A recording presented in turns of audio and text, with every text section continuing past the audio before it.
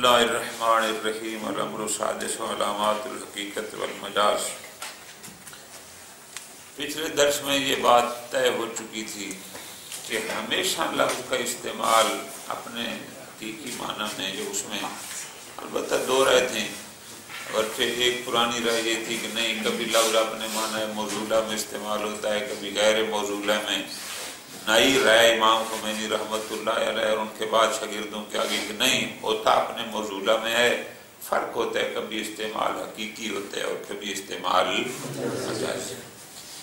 आज के दर्स का ताल्लुक इससे है कि जहाँ तो हमें पता है हकीकी है और जहाँ पता है मजाजी है, वहाँ तो कोई मसला नहीं। लेकिन अगर हमें कहीं शक हो कि आया यहाँ लफ्ज़ पुराने उसूलियों की नज़दीक मसलन अपने मौजूला में इस्तेमाल हो रहे या गैरे मौजूला में, या इमाम खुमैनी के नज़दीक कहेंगे कि आया यहाँ इस्तेमाल हकीकी हो रहा है या इस्तेमाल, तो वहाँ पर क्या करेंगे?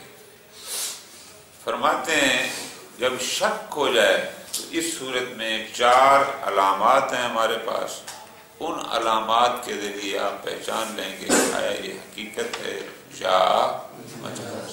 ठीक है, कौन सी? नंबर 1 अत्तबादुर, नंबर 2 सेहत हामिल और अदम सेहत सल्ब, नंबर 3 इत्तिराद और नंबर 4 तनसीस हो अहलिल। बहुत आसान सी बात है। तबादुर क्या होता है? फरमाते हैं तबादुर का मतलब ये होता है यूं ही मुतकल्लम के मुंह से एक लफ्ज़ निकला और उस लफ्ज़ के सादिर होते ही जो माना फौरन आपके जहन में आए, बस इसी का नाम होता है तबादुर। ये अगर एक लफ्ज़ के मुतअद्दिद मानी हैं या मुतअद्दिद मकामात पर वो लफ्ज़ इस्तेमाल होता है, लेकिन मुतकल्लिम की जुबान से उस लफ्ज़ के सादिर होते ही जो पहला माना आपके जहन में आएगा, ये अलामत होगी कि इसका मतलब है ये लफ्ज़ इसी माना के लिए वाजिब किया गया है, और इसको कहते हैं ये है अलामत हकीकत। बहुत आसान। अगर इसमें बातें हैं, क्योंकि मैंने पहले दिन गुजारिश की थी, चूँकि इस किताब के लिखने वाले ने खुद लिखा है कि मैंने लिखा है मुब्तदी तलबा के लिए। इसकी जुज़ियात इंशाअल्लाह वो फिर उसूल मुज़फ़्फ़र में अभी बहुत कुछ आएंगी, उस गहराई में जाएंगे कहाँ से है खूब। अब फरमाते हैं ये जो मुतकल्लिम ने एक की जुबान से एक लफ्ज़ निकला है और फौरन जो माना हमारे जहन में आया है, वो क्यों आया है? क्या मुतकल्लिम ने उस माना पर कोई करीना कायम किया जिस करीने की वजह से वो माना समझ में आया? हम फर्ज ये कर रहे हैं कि नहीं उसने कोई करीना नहीं लगाया, बस उसने तो एक लफ्ज़ बोला और उस लफ्ज़ से एक माना हमारे जहन में आ गया। फरमाते हैं अगर करीना नहीं है तो यकीनन उसकी वजह फिर वज़ होगी, और यही अलामत होगी कि ये लफ्ज़ इसी माना के लिए ही वज़ा किया गया है या इमाम खुमैनी के नज़दीक इस्तेमाल हो रहा है, लिहाजा ये अलामत बन जाएगी हकीकत। तबादुर अलामत है। इसके बाद दूसरी अलामत सेहत हमल और अदम सेहत। मंतिक मुज़फ़्फ़र मेरी जान आप पढ़ चुके हैं, कज़ाया की पास में कहीं कहते थे ये मौजू है और ये मामूल है, कहीं कहते थे ये मुक़द्दम है और ये है ताली है, वही बातें हैं सारी। फरमाते हैं एक मौजू है और एक महमूल। मौजू को महकूम कहते थे और महमूल को हुक्म। याद है ना वो सारी बातें? हाँ जी, ज़ैदुन आलिमुन, ज़ैदुन मौजू है और इल्म का उस पर हुक्म लगा रहे हैं इला आखिरी। ये वो चीज़ है। फरमाते हैं सिहतुल हमल एक लफ्ज़ है और एक उसका माना। और फरमाना मेरी जान, अगर हम लफ्ज़ को पहले रख दें और माना को बाद में रखें, और जब माना को पहले रख दें और लफ्ज़ को, اس لفظ اور معنی میں سے جس ایک کو موضوع بنائیں اور دوسرے کو محمول بنائیں، ایسا کرنا اگر صحیح ہو تو یہ علامت ہے کہ یہ معنی اس لفظ کا معنی ہے حقیقی۔ ٹھیک ہے، یہ آسان ہو گیا۔ فرماتے ہیں حامل ہوتے ہیں دو طرح کے، اب اس کو یاد رکھنا ہے، یہ منطق مظفر میں بھی گزر چکی ہے یہ پاس، حمل اولی ذاتی اور حمل شائع ثنائی، یہ بالکل وہی چیز ہے، انہوں نے صرف اشارہ کیا ہے، وہاں منطق میں تو پھر اور باقی ذات تھی۔ حمل اولی ذاتی اور حمل شائع ثنائی، یہاں جو علامات حقیقت میں ہم جس حمل کی بات کر رہے ہیں وہ کون سا حمل ہے وہ بعد میں بتاتے ہیں، پہلے تعریف کر لیں کہ آخر حمل اولی کسے کہتے ہیں اور حمل شائع ثنائی بالکل اسی طرح میرے جان۔ حمل اولی ذاتی کے لفظ اور معنی مفہوماً و مصداقاً ایک ہی ہوں، جو مفہوم اس کا ہے وہی مفہوم اس کا ہو، اور مصداق خارجی میں بھی جو اس کا ہے وہی اس کا ہے۔ مثال بہت آسان سی مثال نے سمجھائی تھی، الانسان حیوان ناطق، جو مفہوم انسانیت کا ہے وہی مفہوم حیوان ناطق ہے، اور خارج میں بھی جس کو ھذا انسان کہیں گے اسی کو آپ ھذا حیوان ناطق کہیں گے۔ یہ ہوتا ہے حمل اولی۔ بہت دعویٰ اس کی ایک ہی سطر میں تعریف منطق میں جہاز ایسے ہی کرتے ہیں۔ کیسے؟ اگر یہ سوال ہو حمل اولی ذاتی کسے کہتے ہیں تو ایک سطر میں جواب یاد کرنا ہو کیا کہ اگر موضوع اور محمول مصداقاً و مفہوماً متحد ہوں اسے حمل اولی ذاتی کہتے ہیں۔ دوسری قسم ہوتی ہے حمل شائع ثنائی۔ حمل شائع ثنائی کیا ہوتا ہے کہ موضوع و محمول، موضوع اور محمول مفہوماً مختلف ہوں، مصداقاً متحد، بالکل یہی تعریف تھی منطق میں۔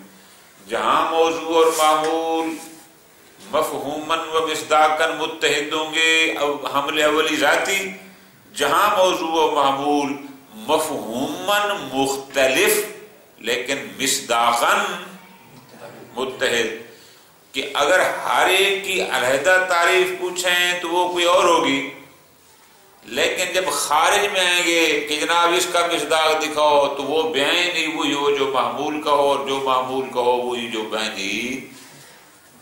ٹھیک ہے جی، اچھا اس کی مثال بھی بڑی آسان سی، جیسے زیدون، اور اگر ہم کہیں زید کی تعریف کرو تو اس کے لیے ہمیں کچھ اور کہنا پڑے گا، اگر ہمیں کہا جائے انسان جو کلی ہے نوے اس کی تعریف کرو تو وہ کچھ، لہذا مفاہیم میں فرق ہے، لیکن خارج میں آئیں گے تو خارج میں متحد ہوں گے، جو زید ہوگا وہی انسان ہوگا۔ یہ دیکھیے ٹھیک ہے، ختم ہو گیا۔ اچھا فرماتے ہیں اگر موضوع و معمول، اور فرمانا میری جان، اگر موضوع و معمول حمل اولی ذاتی میں مفہوماً متحد ہیں اور مصداقاً بھی متحد ہیں تو پھر ایک کو موضوع اور دوسرے کو معمول کیسے بنا سکتے ہیں؟ اگر کیا یہ کہنا جائز ہے الزید زید الانسان انسان؟ نہیں، کم از کم موضوع و معمول میں کچھ فرق ہو تاکہ ہم کہیں کہ یہ حکم ہے اور وہ اس کا بھی اسی سطر میں جواب دیا ہے۔ فرماتے ہیں ہاں اگرچہ مفہوماً و مصداقاً متحد ہوتے ہیں لیکن فرق ہوتا ہے اجمال و کہ ایک تھوڑا سا مجمل ہوتا ہے اور دوسرا نسبتاً مفصل ہوتا ہے، تو لہذا محکوم اور حکم بننے کی صلاحیت رکھتے ہیں، جو وہاں فرق ہوتا ہے کہ محکوم اور حکم میں کوئی نہ کوئی فرق ہونا چاہیے۔ ختم ہوگی بات، ختم جناب۔ یہ جو ہماری بحث ہے کہ صحت حمل علامات حقیقت میں سے ہے عدم صحت سلب. عدم صحت سلب کیا کہ اگر ہم اس معمول کو اس موضوع سے سالب کریں تو یہ صحیح نہ ہو. یہ صحیح نہ ہونا دلیل ہے کہ وہ اسی میں حقیقت ہے. آپ کی یہاں حمل سے کون سی والی قسم مراد ہے؟ آیا قسم اولی مراد ہے اور حمل اولی ذاتی والی قسم مراد ہے یا قسم ثانی؟ فرماتے ہیں ہمارے نزدیک یہاں مراد قسم اول حمل اولی. اب یہاں پر زیادہ پریشان نہیں کرتے کیونکہ بالکل ابتدائی کتاب ہے. ایک بات انشاءاللہ زندگی رہی تو آپ اگلے سالوں میں اصول مظفر میں پڑھیں گے. وہ ایک اشکال آتا ہے بڑا علمی سا تبادل پر بھی اور اس پر بھی کہ جناب یہ جو آپ نے علامات حقیقت بنائی ہیں اس سے تو دور لازم آتا ہے اور ہم منطق میں پڑھ چکے ہیں کہ جیسے تسلسل باطل ہے ویسے دور. اور وہاں یاد ہوگا دور کی جو آسان سی تعریف کی تھی وہ کیا تھی؟ توقف الشیء علی نفسہ. تو مستشکل اشکال کرتا ہے محترم ہمارا سوال یہ تھا اس بندے کو پتہ نہیں ہے کہ یہ معنی اس لفظ کا حقیقی ہے یا نہیں تو آپ کہتے جناب اس کا حمل کرنا صحیح ہوگا تو یہ حقیقی ہوگا. بھائی حمل تو وہی کرے گا نا جو علم بالفظ رکھتا ہو. تو اس کا مطلب ہے صحت حمل کے لیے اس کو علم بالفظ ہونا چاہیے اور علم بالفظ کے لیے اس کا حمل. تو یہ ہو گیا توقف الشیء علی. کیا مطلب یہ ہے آپ نے یہی کہا ہے نا کہ علامت حقیقت میں سے کیا ہے؟ صحت حمل اور دوسرا ہے تبادل. دونوں کا اعتراض بالکل ایک جیسا ہے. جناب لفظ کا معنی حقیقی ڈھونڈنا ہے. آپ کہتے ہیں جناب آپ کو جس معنی کا تبادل ہو وہی لفظ کا معنی ہے. جناب تبادل کب ہوگا؟ جب آپ کو لفظ کے معنی کا علم ہوگا. تبادل موقوف ہے لفظ کے معنی کے علم پر اور لفظ کے معنی کا علم وہ موقوف ہے تبادل پر. آپ کی تعریف کے نزدیک یہی دور ہوتا ہے توقف الشیء علی نفسہ ہی. اسی کا نام ہے، کوئی اور چیز. اسی طرح دوسری آپ نے حمل والی بات کی ہے کہ اگر یہ لفظ اور یہ معنی آپس میں موضوع و معمول بن سکتے ہیں ان میں سے ہر ایک کو بنانا صحیح ہو تو وہ اس کا معنی حقیقی ہوگا. تو جناب یہ موضوع و معمول کون بنائے گا؟ جس کو علم ہوگا کہ یہ اس کا معنی ہے. ہم کہتے ہیں جناب علم کس کو ہوگا؟ جو اس کو موضوع بنا. یہی دور ہو گئی نا کہ جو چیز وہ سمجھنا چاہتا ہے آپ نے جو چیزیں بیان فرمائی ہیں وہ اسی پر موقوف ہیں. یہ موضوع معمول تو وہی بنائے گا جو علم بالفظ رکھتا ہو. ہم یہ کہتے ہیں کہ یہ علم بالفظ بیچارہ اس کو نہیں ہے، یہ شک میں بیٹھا ہے. تو علم بالفظ کے لیے آپ کہتے ہیں جی حمل کو کرے. جناب حمل کون کرے گا؟ جس کو علم بال. تو یہ دور لازم آتا ہے اور دور منکی توقف الشیء علی. اس کی انشاءاللہ پوری جزیات آپ اصول مظفر میں پڑھیں گے. یہاں ایک مختصر سا جواب جو ذہن میں رکھنا ہے کہ جناب توقف الشیء علی نفسہ ہی لازم نہیں آتا. کیوں؟ اس لیے کہ علم کی ہوتی ہیں دو قسمیں. ایک ہوتا ہے علم اجمالی اور ایک ہوتا ہے علم. بہت غور آگا. ہم یہ کہتے ہیں کہ تبادل موقوف ہے علم اجمالی پر. سمجھیے نا جی، علم اجمالی پر. اور وہ جو دوسری بات آپ کر رہے ہیں کہ جناب وہ اس کو ہوگا وہ ہوتا ہے علم تفصیلی. علم اچھا علم اجمالی کسی کو حاصل ہو سکتا ہے. مجھے انگلش نہیں آتی، میں نے ایک انگلش انگریز بندے کو دیکھا اس نے ایک لفظ کہا، ایک بندے نے وہی معنی سمجھا، دوسرے نے کہا، تیسرے نے کہا. اتنا علم اجمالی تو مجھے ہو جائے گا کہ اس لفظ کا یہی کیوں اس نے یہ لفظ کہا مثلا سٹینڈ، وہ کھڑا ہو گیا، دوسرے نے کہا کھڑا ہو گیا، تیسرے نے کہا کھڑا ہو گیا.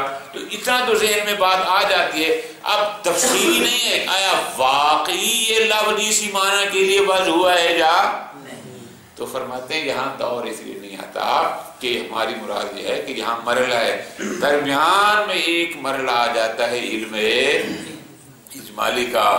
وہ جو بات آپ کر رہے ہیں کہ جناب وہ علم بالوضع ہوگا تب تبادل ہوگا، وہ بات ہوتی ہے علم تفصیلی کی. ہم علم تفصیلی میں فی الحال نہیں جا رہے. یہی صورتحال آ جائے گی حمل میں، یہاں پر بھی نہیں. کیوں؟ چونکہ سارے علم ایک جیسے. وہ مرحلہ ہوتا ہے علم تفصیلی کا اور یہ ہے علم اجمالی پر مبنی. تو اس سے فرماتے ہیں فرق نہیں پڑتا، لہذا کوئی دور اور لازم نہیں. اس کے بعد تیسری علامت جو بیان فرمائی جاتی ہے علامات حقیقت و مجاز سے تھوڑا غور کرنا ہوگا، وہ ہے الاضطراد.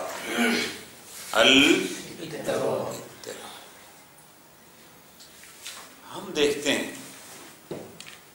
کہ ایک موضوع ہے لیکن معمول مختلف ہے، یا معمول ایک ہے موضوع. مثلا انہوں نے جو مثالیں دی ہیں بڑی پیاری سی مختصر سی، زید رجل، عمر رجل، بکر. ہم ایسے دیکھتے گئے کہ موضوع بدلتے جا رہے ہیں لیکن معمول ایک ہے. اب ہمارے پاس دو راستے ہیں، غور کرنا ہوگا. یا تو ہم اس کے قائل ہو جائیں کہ ہر موضوع کے لیے واضح نے لفظ رجل کو مستقل علیحدہ واضح کیا ہے، لیکن بالتتبع ثابت ہے کہ ایسا نہیں ہے. تو اس کا مطلب ہے پھر رجل اگر اس کے لیے اسپیشل واضح نہیں ہوا تو اس کا مطلب ہے یہ لفظ کسی ایک ایسے معنی وسیع کے لیے واضح ہوا کہ یہ بنتے گئے سارے اس کے افراد، اور پھر وہ اس پر بھی صادق آ گیا اس پر بھی صادق. نتیجہ کیا ہوگا کہ جس میں وصف رجولیت پائی جائے گی بس اس پر لفظ رجل کا مصداق صادق. تو ہم کیا کہیں گے کہ جناب رجل کیا ہے، اس کا معنی حقیقی کیا ہے؟ کہیں گے جس میں بھی رجولیت پائی جائے گی، کسی ایک فرد کے ساتھ خاص نہیں ہے. یہ ہوتا ہے. فرماتے ہیں ہم اسی طرح مثالیں اور بڑی پیاری مثالیں ترجمے میں ہم تفصیل سے پڑھیں گے. قرآن مجید میں ایک لفظ ہے مختلف جگہوں پر آیا ہے. مثلا وَعَلَّمُوا أَنَّمَا غَنِمْتُم مِّن شَيْءٍ فَأَنَّ لِلَّهِ رَسُولُهُ، اور جنگ کے بارے میں. اب ہمیں دیکھتے ہیں کہ آیا غنیمت سے مراد فقط وہی معنی ہے کہ اس کا مطلب ہے کہ جہاں جنگ میں ہوگا تو معنی اور ہوگا، فلاں جگہ ہوگا تو اور ہوگا، فلاں جگہ ہوگا تو اور ہوگا؟ کیا ہر جگہ کے لیے واضح نے لفظ غنیمت کو علیحدہ واضح کیا ہے، یا نہ واضح نے لفظ غنیمت کو ایک ایسے معنی عام کے لیے واضح کیا ہے کہ جو اس کو بھی شامل ہے، اس کو بھی شامل ہے، تیسرا چوتھا پانچواں سب کو. اب جب ہم آیات اور روایات کو سامنے رکھتے ہیں تو یہاں سے ہمیں ایک بات سمجھ آتی ہے کہ لفظ غنیمت کا معنی حقیقی فقط وہی نہیں کہ جو جنگ میں سے جیتنے کے بعد مال اکٹھا کیا جاتا ہے، بلکہ اس کا مطلب ہوتا ہے مطلق بچت، مطلق اضافہ. اب وہ کبھی جنگ میں ہوتی ہے، کبھی گھر میں ہوتی ہے، کبھی فلاں ہوتی ہے، کبھی فلاں، جیسے آگے روایات میں. کیوں؟ یہاں تو کہا گیا ہے کہ ماہ رمضان کو بھی غنیمت کہا گیا ہے، جیسے مال کو غنیمت کہا گیا ہے اس کو بھی روایات میں کہا گیا ہے. اس طرح وَلِلَّهِ مَغَانِمُ كَثِيرًا، اللہ کے پاس بہت سارے مغانم ہیں. اس کا مقصد کیا ہے کہ غنیمت کا نام مطلق اضافہ، بچت، جو بھی، یعنی ایک معنی عام ہی اس کا معنی حقیقی ہے. معنی حقیقی فقط جنگ میں جمع کیے گئے مال نہیں ہیں، اور یہی مطلب ہوتا ہے اضطراد کا. ٹھیک ہے. پھر آگے فرماتے ہیں انہوں نے تمہید کی چوتھی چیز جو بیان کی جاتی ہے کہ کسی لفظ کے معنی حقیقی کو تشخیص دینا ہو معنی مجازی سے، تو وہ ہوتی ہے تنسیس اہل العلم. آج کے دور میں نسبتاً مشکل ہے.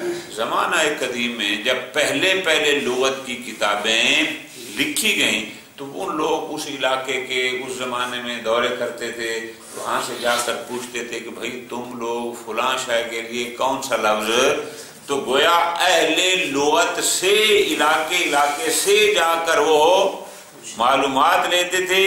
اب فرماتے ہیں اگر اس زمانے کا کوئی لغوی یہ کہہ دے کہ جناب یہ لفظ فلاں معنی کے لیے وضع کیا گیا ہے تو یہ بھی علامت ہے، کیوں؟ چونکہ انہوں نے اس کی تحقیق کی تھی۔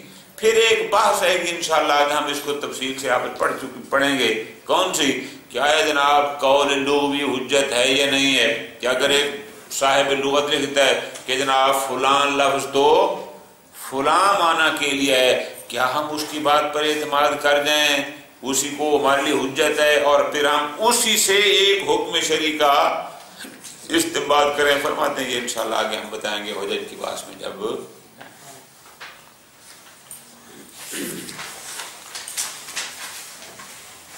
الامر السادس علامات الحقیقت یہ تو طے ہو گیا نا کہ ہمیشہ حقیقت نہیں، کبھی لفظ موصولہ میں استعمال ہوتے کبھی غیر میں، جے امام خمینی کی نظریے کبھی استعمال حقیقی ہوتے اور کبھی اذا استعمل المتکلم لفظا فی معنی معین، اگر کوئی متکلم ایک لفظ کو کسی ایسے معنی فلا علم، جس کے بارے میں ہمیں پتہ چل جائے کہ انہو موضوع، کہ جناب یہ لفظ تو باقی واضح نے وضع ہی اسی معنی کے لیے کیا ہے، سمی هذا الاستعمال حقیقی۔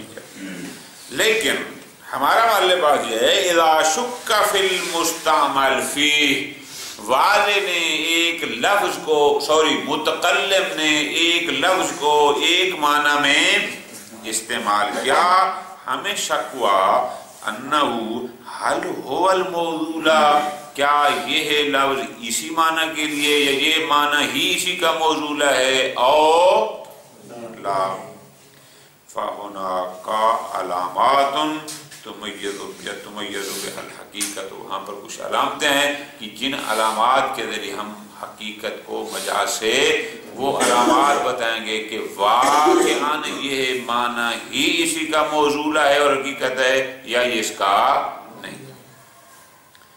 ان میں سے پہلی علامت جو معروف ہے وہ ہے تبادر۔ تبادر کیا ہے؟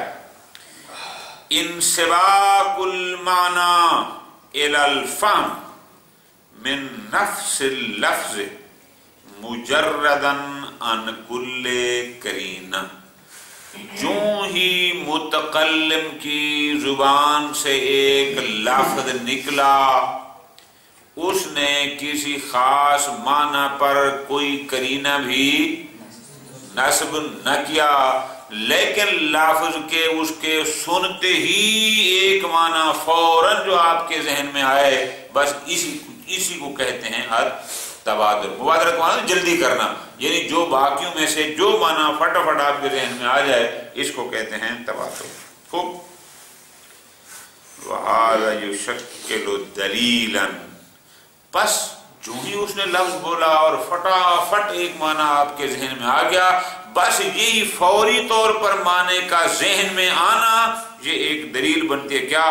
کہ مستعمل فی اس کا معنی حقیقی ہے، کہ متکلم نے جس معنی میں استعمال کیا اس کا حقیقی معنی ہے ہی یہی۔ کیوں؟ اذ لیس لحضور المعنی فی الذہن، بہت غور، کیوں؟ آپ نے جو آخر اس سے ایک لفظ سنا اور فوراً ایک معنی آپ کے ذہن میں آ گیا تو وہ کس وجہ سے آیا؟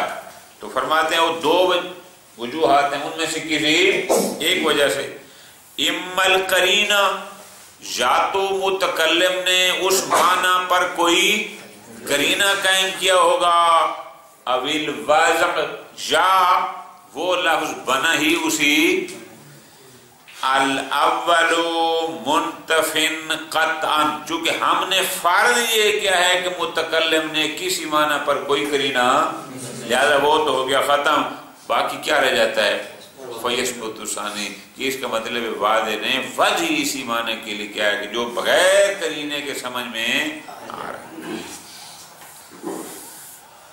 دوسری علامت وہ ہے صحت الحمل والسقم،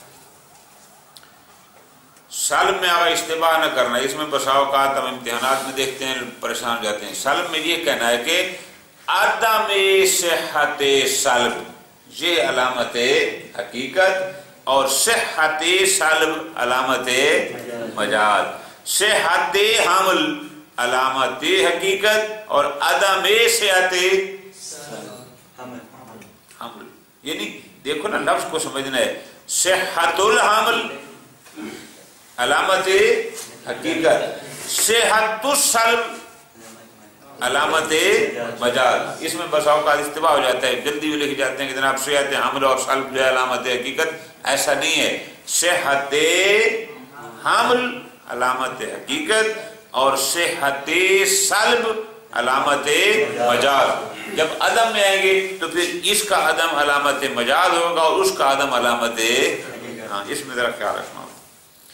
فرماتے ہیں ان صحت الحمل دلیل علی ان الموضوع الوارد فی الکلام قد وضع للمحمول، کہ جناب ایک قضیہ ہوتا ہے، اس کا ایک موضوع ہوتا ہے، ایک محمول ہوتا ہے، جب ہم اس موضوع پر اس محمول کو لاتے ہیں تو یہاں سے پتہ چل جاتا ہے کہ یہ اسی کے لیے ہی بنایا گیا ہے۔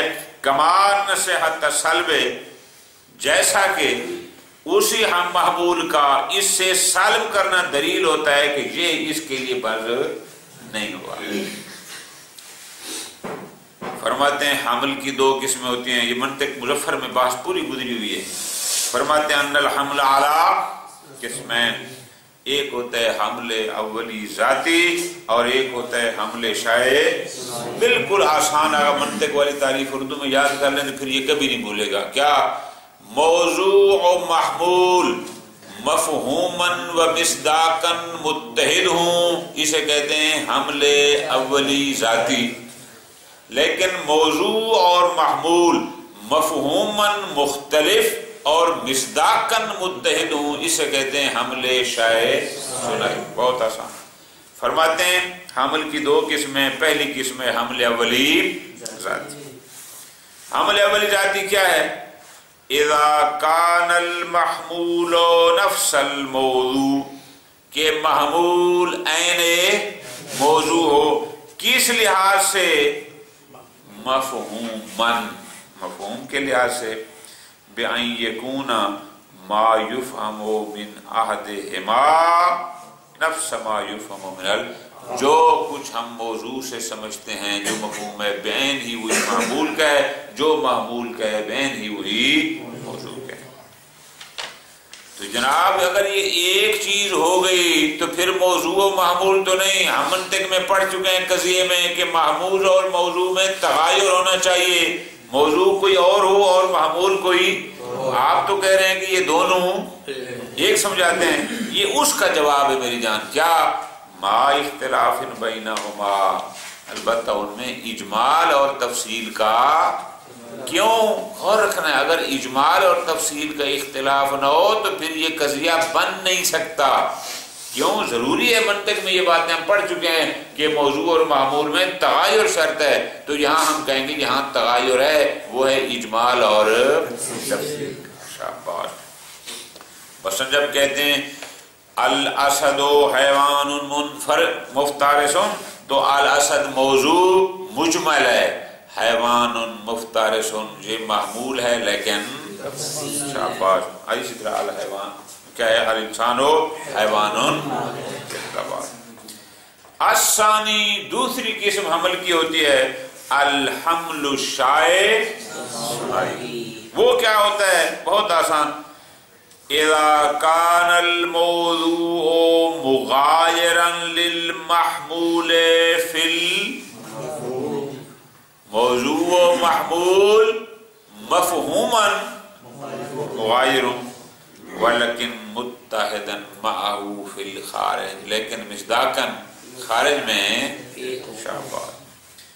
مثلا جب کہتے ہیں زیدن ما یفہم من احدہما، اگر ہم حقیقت زید کو بیان کریں گے تو ہمیں کچھ اور، اگر ہمیں اب یہ سوال ہو نا کہ الزید ما ہوا، ہویت زید کے بارے میں سوال ہو تو جواب کچھ اور آئے گا، اور جب آئے گا کہ الانسان و ما ہوا تو اس ما ہوا کے جواب میں کچھ، اس کا مطلب مفہوم دونوں کے مختلف ہیں، لیکن غیر انہما متحققان بوجود واحد لیکن خارج میں کوئی فرق ہے نہ، مصداقاً متحد ہیں، خارج میں کوئی فرق، ختم ہوگی بات۔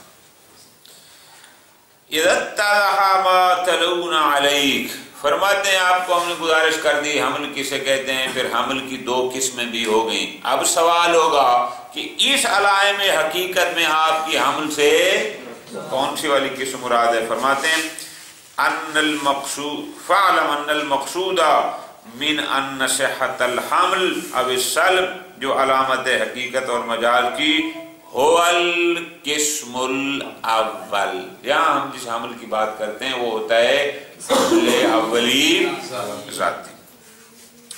پس فصحت الحمل والہویہ، پس اس لفظ کا اس معنی پر یا معنی کے لفظ پر حمل کرنا صحیح ہونا، اور ہویہ یعنی کیا کہ ان کا مفہوماً و مصداقاً ایک ہی ہونا، ہوا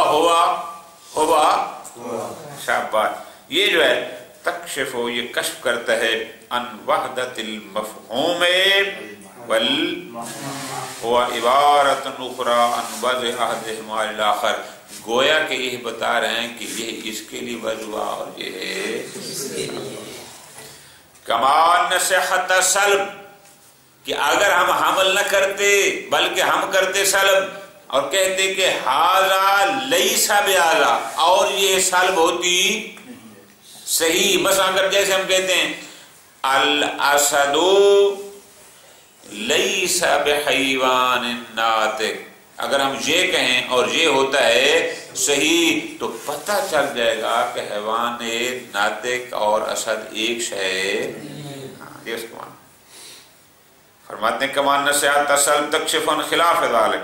پس ہم دیکھتے ہیں اذا صح حمل الحیوان المفترس علی الاسد بالحمل، جب ہم یہ کہتے ہیں کہ الاسد حیوان مفترس اور یہ حمل ہوتا ہے بالکل صحیح، یکشف ہو، تو یہاں سے کشف ہوتا ہے کہ ان المحمول نفس کہ یہ حیوان مفترس عین موضوع ہے، یعنی اسد ہے، وعبارت اخرى عن وضع احدهما کما، جیسا کہ اسی کو لے لیں اذا صح سلب الحیوان ناطق، لیکن ایسے ہم ادھر دیکھتے ہیں کہ اگر ہم حیوان ناطق کی اسد سے سلب کرتے ہیں اور یہ سلب ہوتی ہے صحیح، تو یہ کشف کرتا ہے کہ جناب اسد کا مفہوم کوئی اور ہے اور حیوان ناطق کا مفہوم کوئی اور ہے، ہوا یلازم عدم وضع احدہما، تو یہاں سے پتہ چلے گا کہ اس کا مطلب ہے کہ حیوان ناطق اسد کے لیے وضع نہیں، ختم ہوگی بات۔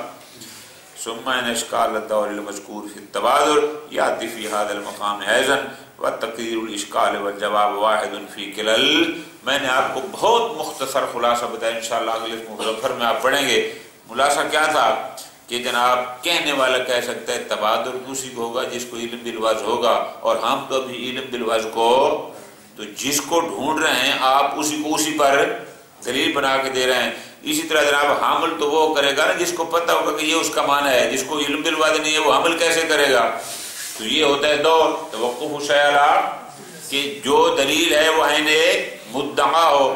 بالکل میں آج مختصر جواب یہ تھا کہ جناب نہیں، ایسا نہیں ہے۔ فرماتے ہیں علم کی دو قسم ہوتی ہیں، ایک ہوتا ہے علم اجمالی اور ایک ہوتا ہے علم اجمالی کسی بھی بندے کو ہو سکتا ہے۔ میں نے آپ کو اس کی چھوٹی سی مثال دی تھی کہ مثلا میں نے 2-3 بندوں سے سنا کہ ایک بندے نے ایک لفظ کہا تو دوسرے بندے نے تیسرے نے اس سے جو معنی سمجھا، اتنا معنی میرے ذہن میں ارتقال ہو جائے گا کہ ہوتا اس کا مطلب، اب وہ حقیقی ہے یا نہیں یہ ابھی سمجھ، وہ موقوف ہوگا علم تفصیلی پر۔ تو بس اتنا جب ہو جائے گا تو پھر تبادر اپنا دور لازم ختم ہو۔ تیسری علامت جو علامت حقیقت المجاز ہے وہ ہے العلامت الثالثہ، لتمیز الحقیق عن یہ تیسری تاکہ حقیقت مجاز سے تمیز دے جائے. یہ کیا ہے جی؟ غور فرمانا ہے. فرماتے ہیں یہ ہے اذا اقترض استعمال لفظ فی افراد کلی بحیثیت خاصہ.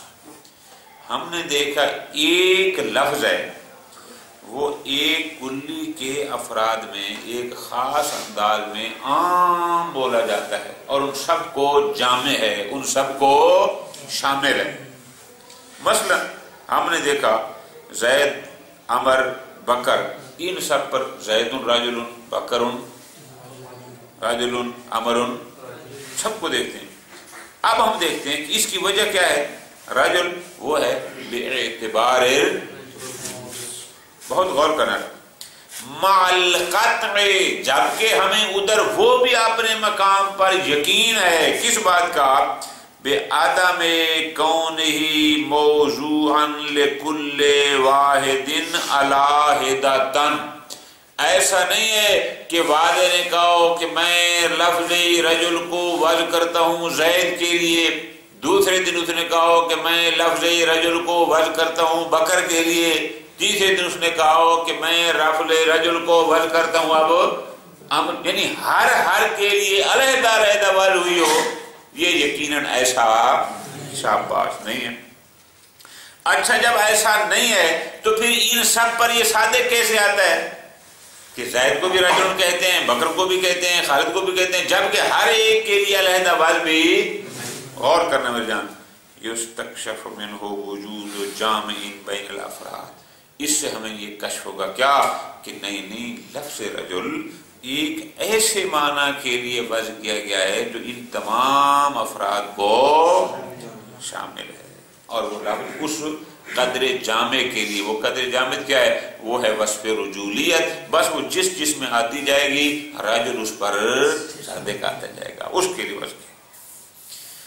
اب فرماتے ہیں فالجاہل باللغہ، جو بھی شخص کسی لغت سے، جو شخص عربی نہیں جانتا، جو شخص فارسی نہیں جانتا، جو شخص انگلش نہیں جانتا، اذا اراد الوقوف على معانی اللغات الاجنبیہ من اہل کہ اگر ایک شخص پاکستانی ہے، وہ چاہتا ہے مجھے عربی سمجھ میں آ جائے، مجھے فارسی سمجھ میں آ جائے، اب وہ نتیجہ کیا ہوگا؟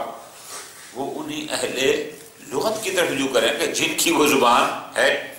فلیس لہ سبیل، اس کے پاس اس زبان کے جاننے اور سیکھنے کا کوئی راستہ نہیں سوائے اس کے کہ الا الاستماع الی، کہ وہ ان کے محاورات سنے کہ وہ اٹھنے کے لیے کیا لفظ استعمال کرتے ہیں، بیٹھنے کے لیے کیا لفظ استعمال کرنے کے لیے استعمال کرتے ہیں، چلنے کے لیے کون سا لفظ، کوئی شے مانگنی ہو تو کیا کہتے ہیں، کوئی شے دینی ہو تو ان کو استماع محاورات کرنا پڑے گا کہ وہ اپنے محاورات میں کس معنی کے لیے کس لفظ کو. شاباش. اب فرماتے ہیں فَإِذَا رَأَى أَنَّ لَفْظًا خَاصًا یستعمل مع محمولات عدیدۃ فی معنی معین. وہ معین دیکھتا ہے کہ ایک لفظ اس نے بولا، اس کو موضوع بنایا، موضوع وہی لفظ ہے، معمول کوئی اور ہے. پھر ایک لفظ بولا، موضوع بنایا، معمول کوئی، پھر تیسرے نے، پھر چوتھے نے، ایسے ایک شخص دیکھتا جاتا ہے. آگے انہوں نے مثالیں دی ہیں. مثلا ایک فقیہ جب اپنی کتاب لکھے گا تو وہ کہے گا الماء طاہر و مطہر. جب آئے گا کیمسٹری والا ہوگا گا الماء رطبن سیال، بہنے والی رطوبت. قال الفیزیائی وہ کیا کہے گا الماء. اب لفظ ما چل رہا ہے لیکن محمولات لیکن ہر کو بھی کر رہے ہیں. اب یہاں سے اتنا تو پتہ چلے گا نا کہ یہ لفظ ما کسی ایسی قدر جامع معنی کے لیے وضع ہوا ہے کہ جس کے لیے جو موضوع بدل رہے ہیں معمول، لیکن مراد وہی ہے جو اس کی ہے. جو فقیہ کی مراد ہے، فزکس والے کی بھی وہی ہے، کیمسٹری والے کی بھی. یہ کوئی مختلف، اس کے نزدیک ماں پانی کوئی اور اس کے نزدیک پانی کوئی اور، ایسا اتنی کم از کم سمجھ آ جائے گی. یاقف علی ان اللفظ موضوع لما استعمل فیہ. کیوں؟ لأن المصحح علیہ، کیوں؟ آخر وہ کون سی چیز ہے کہ جو فقیہ کو کہہ دیے تو بھی الماء و طاہر کہہ دے، تیرا کہنا بھی ٹھیک ہے، اور وہ فرق کرو فزکس والے کہہ دیے کہ الماء و لارن، اس کے لیے بھی کوئی شے تو ہے نا کہ جو کہہ دیے کہ سب کا کہنا، حکم تین پارٹیوں کا مختلف ہے لیکن موضوع وہی چل رہا ہے۔ تو فرماتے ہیں یہ جو مصحح ہے، اما الواضح، یا تو واضح ہے کہ واضح نے اس لفظ کو واضح سے معنی کے لیے کیا ہے کہ اس کے ساتھ جتنے بھی محمولات آ رہے ہیں اس پر معنی پہ کوئی فرق غسل کے لیے ہے، یا ہوگا علاقہ، علاقہ یعنی بین اللفظ والمعنی، والثانی لا اعتراض فی، اگر معنی ہوتا تو اس میں افراد نہیں آتے، تو اس کا مطلب ہے وضع ہوتا ہے کہ لفظ ایک قدر جامع کے لیے وضع اور پھر اس کے نیچے بہت سارے افراد ہوں، فیتعین الاول، سمجھ آ جائے گی کہ جہاں وضع ہی ہے کہ جو قدر جامع کے لیے، اور یہ علامت حقیقت ہے۔ اس کے بعد آگئے جو ہمارا اصل موضوع ہوتا ہے وہ ہوتے ہیں قرآن و حدیث۔ فرماتے ہیں قرآن و حدیث کی اطلاعات کی مثالیں کیا ہیں؟ پہلی آیت خمس والی، وَاعْلَمُوا أَنَّمَا غَنِمْتُم مِّن شَيْءٍ فَلِلَّهِ خُمُسُهُ وَلِلرَّسُولِ وَلِذِي الْقُرْبَى وَالْيَتَامَى وَالْمَسَاكِينِ وَابْنِ السَّبِيلِ تُوجِبُ إِخْرَاجَ الْخُمُسِ عَنِ الْغَنِیمَہ۔ آیت مبارکہ نص کس میں ہے کہ جناب غنیمت سے خمس نکالو۔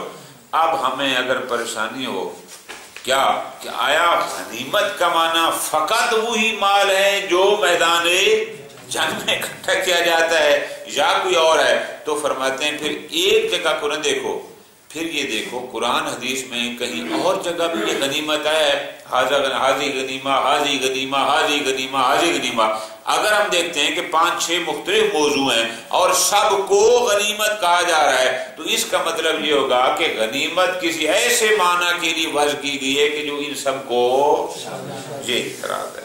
خوب، فاعل کلمۃ الغنیمہ، سوال یہ ہوگا کہ آیا یہ لفظ غنیمہ جو ہے موضوعۃ للغنائم الماخوذۃ فی کیا اس کا معنی فقط وہی اموال ہیں جو میدان جنگ میں جمع کیے جاتے ہیں؟ او تعم فائدتن او تعم کل فائدتن، یا یہ عام ہے ہر اس فائدے کو شامل ہے، یہوز و حل انسان، جس کو انسان جمع کرتا ہے۔ ہاں یہوز کا معنی ہوتا ہے جمع کرنا، کہ غنیمت کا معنی صرف وہ اموال نہیں جو میدان جنگ میں جمع کیے جاتے ہیں، اس کا معنی ہے ہر وہ فائدہ جس کو انسان کو، لفظی معنی ہوتا ہے یہوز، آپ کہیں گے جس کو حاصل ہوتا ہے، مرادی معنی لے لیں۔ کیسے؟ من طرق شتیٰ، مختلف زندہ باد، پس ستکشف فانی عن طریق الاطراد۔ اب جب ہم آ جاتے ہیں اس میں اطراد دیکھتے ہیں کہ فلاں آیت میں اس کو بھی حاضی غنیمہ کہا گیا، وہ بھی غنیمت ہے، وہ بھی غنیمتن، وہ بھی غنیمتن، تو اس کا مطلب اعتراض ہوگا کہ غنیمت کسی بڑے معنی کے لیے وضع ہے، اس کا معنی فقط وہی چھوٹا اور مختصر ہے، وہی معنی اس کا حقیقی ہوگا۔ پھر استعمال فیضا تتبعنا الکتاب و سنہ نجد اطراد استعمالها فی کل ما یجوز الانسان۔ ہم جب قرآن و سنت آیات و روایات میں غور کریں اور تتبع کریں تو ہمیں سمجھ آ جائے گا کہ لفظ غنیمت ہر اس میں استعمال ہوتا ہے کہ جس کو انسان کسی بھی طریقے سے حاصل کرتا ہے، فقط غنائم جنگی کے ساتھ مختصر۔ مثلا یہ جو قرآن کی آیت ہے، خداوند نے متعلق فرمایا تبتغون عرض الحیاۃ الدنیا فعند اللہ مغانم، کہ تم یہی سمجھتے ہو جب کہ اللہ کے پاس اور بھی بہت سارے، اب اس کا مطلب کیا ہے؟ بہت ساری نعمتیں ہیں، بہت سارے۔ حدیث مبارک ہے مورد زکوٰۃ میں وہ جو دعائی جملہ ہے اللہم اجعلھا مغنما، کہ یا اللہ تو اس کو بنا مغنم یعنی حصول رزق کا مقام سب۔ اس ایک اور روایت ہے جس روایت میں وہ تقریباً حدیث ہے مسند احمد بن حنبل، وہ کیا ہے؟ غنیمت و مجالس ذکر، جب محفل لگتی ہے اور ذکر الہی ہوتی ہے تو اس کا فائدہ اس طرح ماہ مبارک کے حوالے سے بھی ہے کہ ماہ مبارک مومن کے لیے غنیمت، یعنی اس کے لیے اسباب فائدہ الہ۔ فَهَذِهِ الْإِسْتِعْمَالَاتُ الْكَثِيرَةُ الْمُضْطَرَدَةُ، یہ جو استعمالات ہیں بہت ہیں اور شائع ہیں، عام لوگ اس کو استعمال کرتے ہیں۔ تکشف عن وضعه للمعنى، اس کا مطلب ہے ایک بڑے معنی، اس کا معنی حقیقی جو ہے وہ معنی عام ہے، ایک بڑا معنی ہے۔ آگے فرماتے ہیں یہ علیحدہ سے جملہ ہے، ھذا هو الطریق المعلوف، اور یہی وہ طریقہ تھا کہ جو پسندیدہ تھا کن لوگوں کا، فی اقتناء سے مفاہیم، اگر آپ کسی لغت سے کسی مفہوم معنی کو سمجھنا چاہتے ہیں، مفہوم کو سمجھنا چاہتے ہیں، لغات قرآن کی تفسیر کر چاہتے ہیں، اور روایات سنت کی مشکلات کو حل کرنا چاہتے ہیں، تو اس کا طریقہ یہ ہے کہ اسی آپ اضطراد کو جاری کریں کہ سنت میں کہاں کہاں یہ لفظ آئے ہوئے ہے، یا آیات میں کہاں ہے، یا لوگ جنہوں کہاں ہے، تو وہاں سے اس کے معنی حقیقی پتہ چل جاتا ہے۔ وَعَلَيْهِ قَاطِبَةُ الْمُحَقِّقِينَ، اور جو بڑے محقق ہیں وہ سارے اسی راستے کو ہی اپناتے تھے۔ اور قرآن مجید کی جو تفسیر کے کئی نام ہیں، انشاءاللہ آگے تفسیر سے پڑھیں گے، تو جو اضطراد کے راستے سے معنی سمجھا جاتا ہے اس کو کہتے ہیں تفسیر بیانی۔ اور چوتھا اور آخری جو علامت ہے وہ کیا ہے؟ تنسیس۔ یہ آسان سی ہے، کیا تنسیس اہل لغت، کیا جس بندے نے تدوین کیا ہے لغت کو، اگر وہ کہہ دے کہ یہ لفظ فلاں علاقے میں اس معنی کے لیے وضع کیا جاتا ہے، تو بس پتہ چل جائے گا وہی اس کا معنی ہے حقیقی ہوگا۔ المراد من تنسیس اہل اللغہ، وہ کیا ہے؟ یعنی تنسیس و مدونی معاجم اللغت، اور انہوں نے جمع گر گئی ہے کہ جنہوں نے بھی معاجم لغت مدون کی ہیں۔ فإن مدون اللغة الاوائل کالخلیل بن احمد، اور بڑے بڑے جو پرانے جو 170 ہجری میں فوت ہو گیا، جس کتاب علیہ جوہری جو فوت ہوا ہے 398 میں، جس کی صحاح الی آخر، ان کے بہت ساری ایسی لغت کی کتابیں ہیں، انہوں نے کیا کیا تھا؟ قد دونوا كثيرا من معاني الالفاظ من السن القبائل العربیہ وسکان البادیہ، انہوں نے گھر بیٹھ کے نہیں لکھا تھا، دورے کیے، علاقوں میں گئے، مختلف لوگوں کو ملے اور لوگوں سے باقاعدہ پوچھا کہ یہ لفظ کس معنی کے لیے بنایا گیا ہے۔ فَالتَّنْسِيسُ مِثْلُ هَؤُلَاءِ يَكُونُ مُفِيدًا، اگر ایسا بندہ کہہ دے کہ فلاں لفظ کا معنی فلاں ہے، تو ہمیں اطمینان ہو جائے گا کہ وہی معنی اس کا موصول ہوگا۔ اب اس کی بات حجت ہے یا نہیں، وہ انشاءاللہ پھر جب اس بحث میں پہنچیں گے